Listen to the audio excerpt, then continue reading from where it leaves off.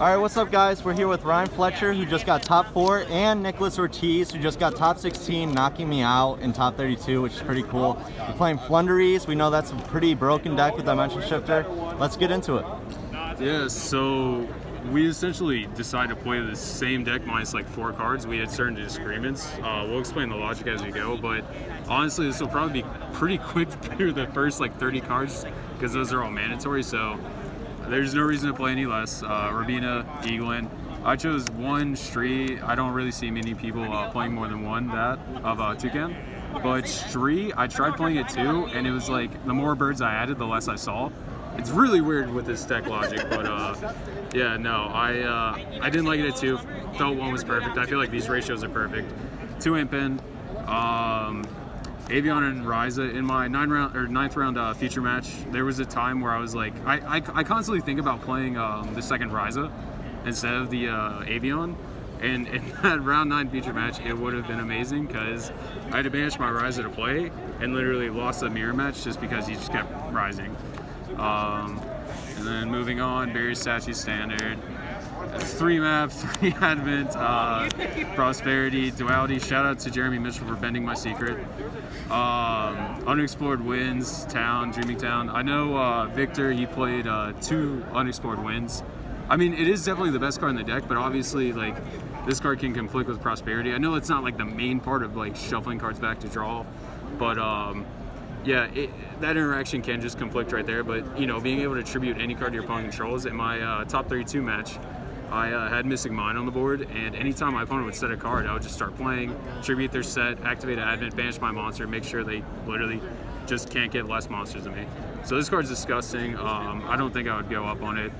I'll also say I'm really happy with all my ratios. Everything performed extremely well, and even the deck logic carried me into top 32. But we'll start getting into like different cards. So like that's a mandatory like 31 cards. Oh, excuse me. Wait, no. That card's not mandatory. Hello. 3D shifters. Sorry.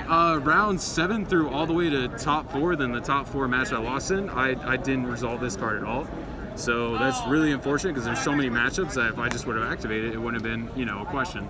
So very unfortunate, but this card is disgusting. So nothing like opening Zodia.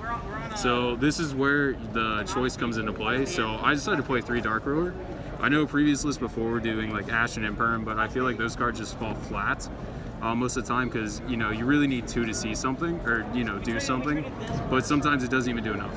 So I decided to play Dark Ruler, and then also combined with that, I played 1 Terraforming, 1 Mystic Mine. So like obviously Dark Ruler Mine's disgusting, and then like you can just start playing your Floowandereeze cards without even looking at your opponent.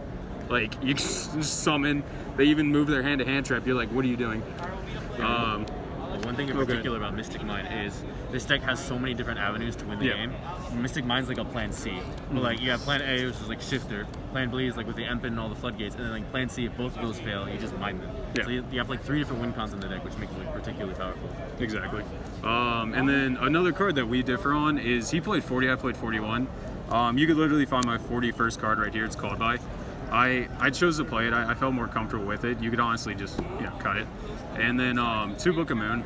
I felt 3 was way too cloggy. I wouldn't want to see this card at all times just because this, Advent's an infinitely better Book of Moon. But this card was still disgusting throughout the day. It's if you're able to establish this with like your Barrier Statue, then you don't have to worry about just like shotgunning your map or shotgunning your Dreaming Town. You can just, whenever they go to battle phase, just book their monster. Super simple. And then the last 3 cards of the deck that really, really helped out through the day. I ended up evening out on my die rolls. I finished going to top cut 3 and 8 on die rolls, and then I won top 32, top 16, and top 8 die rolls. So I finished, what was that, 6 and 8 on die rolls? Well, technically, it became 6 and 10, unfortunately, because I lost my last 2, but Featherstorm. So I chose to main this card because I felt like Ash wouldn't do enough. And if we're looking at, a hand that either it's Ash or this card, I felt like Ash just would be, falling flat. So I felt, having this card in hand over Ash was just kind of negligent, even going second. And if I'm able to establish like a D shifter, they're most likely not going to be able to set up much. So on the clapback, I can hopefully just try and establish this card and then really seal it. Or if I'm just sacky enough to open it game 1 through, all the dualities, prosperities, they're just not playing. I just win. Like, this card is just auto win. And in top 16, I resolved this in game 1 3 times. So it's just disgusting. There was nothing really I could do at that time. I think I had a Zeus and an Eaglin on field, and I just, activated this. But So conversely, I am playing the 3 Ash. here's the counter argument. Yeah, my reasoning for Ash is like if your opponent opens really, really good, like above average, if they open like right kid, like you're never winning those games. But by not playing Ash, if your opponent opens like just a kid, you're basically just conceding a lot of ground to them by virtue of just not playing those hand traps. So I wanted to have like another form of interruption on my opponent's turn through Ash, where like it beats my opponent's averages below average hands. And you can either use Dark Ruler to clean up that board, or you can just beat them with your engine. Yeah. Okay. So like this is he was more planning for the mid. I was more planning for like the high risk, high reward. Plus with this card in my main deck, like no matter what, this whole card would be in your deck in some kind of way, shape, or form. So I can now side more aggressively. Like I can include cards I normally wouldn't include in my side deck. So I was extremely happy with the Featherstorm, and I think it'll definitely stay moving forward. But yeah, that's the main deck. That's pretty much all differences, right? Yep. Just So those called four cards. by 3 Ashes. Yep. And then extra doesn't really matter as long as you have Zeus and the Christmas tree package. Is that what Zeus, it's called? Independent Nightingale, down Yeah. I mean, BLS Link, I wanted to summon it, never summoned it. Double Ensemble, just in case. Yeah, did you summon any of these? Yeah, I actually summoned this in top 16. I got to a point where I got greedy with my Dreaming Town, and I activated it after I've already Featherstormed, and he imperms my Rabina. And I have no other way to summon a bird, so I just go attack. With everything passed, he summons a Griffin, or he goes Faithful Adventurer, summon Griffin. I'm like, perfect. If he just attacks over barrier statue, I can just summon this next turn. He does exactly that. I overlay both Rabinas for this, the Ensemble Nightingale. And then, downer, then Zeus, and that got me the game. But yeah, just in case, double Impin is 10, so you can make Gustav Libley. Omen, Phoenix, there's really not much to say about the, this is fodder. This is fodder for me to go into. All the Maximus, yeah. And then you played a couple cards different in your extra, right? Yeah. So I guess one big difference is I play the Kagari. Yeah, shout out Kagari. I'm always topping with Sky Sugar cards in my deck. So yeah, shout out Kagari. That's it. You just wanted me for a second? Yeah. Did you guys ever think of playing cherries since you have all that space? Okay, yeah, so or I super poly? tested cherries extensively, and cherries sounds a lot better in theory than in actual playtesting. It's terrible against base. It's just not good. Your opponent has too many different avenues to where that card's not very good. And against pranks, you can hit Meow Meow and it stops their prank engine. What happens a lot of the time is if they have the Faithful engine, the Brave engine working, or if they have souls and stuff, they still end on a pretty big board to where cherries didn't really do much. Plus, it's only ever good at exactly turn 1. So there'll be scenarios in the late game where you're adventing unexplored wins to draw cards, or your prosperity to dig, and you might just want an interruption. And if you grab cherries, it just doesn't do anything. Whereas there are plenty of times where I've personally prosperities into Ash, or I've drawn cards off Ash, or drawn cards to get to some things like Ash, or Reaper just wouldn't have done the same exact thing. So I just didn't like it. And same goes. Can you play super poly in this deck? No. Okay. Yeah, Okay. I mean, unless you're just giving up the ability to normal summon your birds. Yeah, but Dark Road just does it better in my opinion because you still get to play. Then on to side deck. Gamma and Driver. I was on the fence on these cards, and they came in clutch in certain matchups, against Shuping. He starts off game 3 kind of weak, and he just goes Alpha Zeta, not Gamma, and he passes. And then other times, this card just absolutely cooks in the mirror match, which I played 4 of. Just because not many people are expecting Gamma to slap down. They're more or less expecting Baylor, Imperm, Ogre, Ash. So it's if you can Gamma one of their normal summons, they're out the search, and they're also out the additional normal summon. They're out the tribute fodder. Gamma will just put you so far ahead so quickly. And then siding in cards like Lightning Storm for the mirror match. This is also if I didn't have the Feather Storms in the main, I probably wouldn't be siding Lightning Storm just because for probably Twin Twister, but like I said, I get to side more aggressively now. And then 2 Mystic Mind to finish out the playset. Harvey's Feather Duster search off of Feather Storm, which I did once. I don't know why my opponent let me. I had Feather Storm, and he still activated Lightning Storm. I was like, okay, I'll chain it.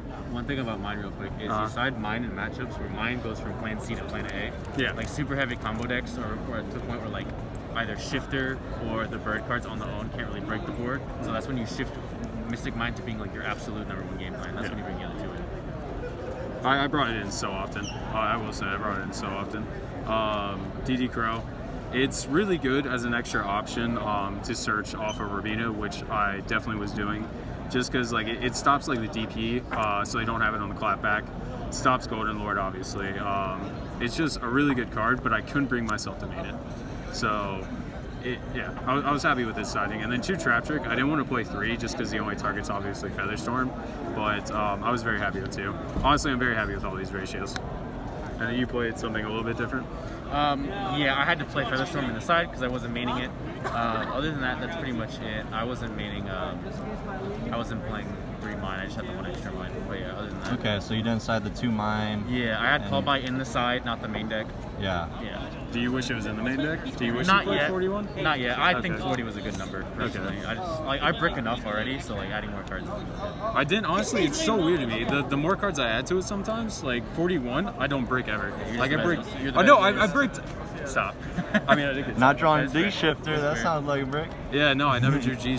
Oh my god, don't start with me on that. But yeah, it rounds out the tournament. I definitely punted my top 4 match. Then I couldn't do anything in my 3rd and 4th playoff. So walking away with a switch and no prize card, which is very unfortunate. We hate to see it, but I mean, you still did great. Were Yeah. you the only 2 playing this deck in your group, or? Yeah. Oh, really? Yeah. So top 16, top 4, pretty similar list. That's pretty impressive. Any shout outs you guys want to give before we get on with this? Yeah, I'll start with a couple. Team OG, great team. It's a great former Team OG member. He left I was during. like, I see the different jerseys. Yeah. He left during COVID because we all stopped playing. I focused on the gym. He focused on Yu-Gi-Oh. We can see who looks bigger, but Yo, chill. yeah, Team OG obviously. Oblivion Games. Shout out to Alejandro for letting me borrow cards. I really appreciate it. Shout out to Javi, my boy. We all made day 2, but he sadly got X'd by the most ridiculous invoked player. Everyone from Tampa, absolutely love you guys. Floor is yours. Yep, shout out to Midwest Gaming.